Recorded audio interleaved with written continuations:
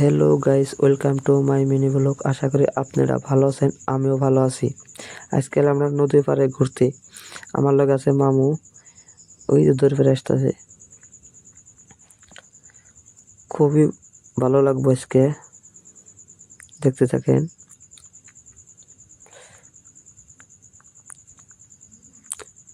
Deo বানি পড়বো, deo ঝিরঝির ঝিরঝির করতেছে।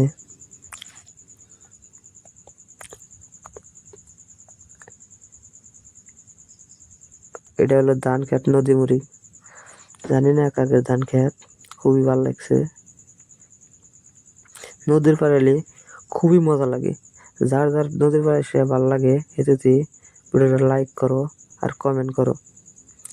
এটা হলো আমার মামুর হাসি। হাসিতে মানুষ পাগলা বানালাম।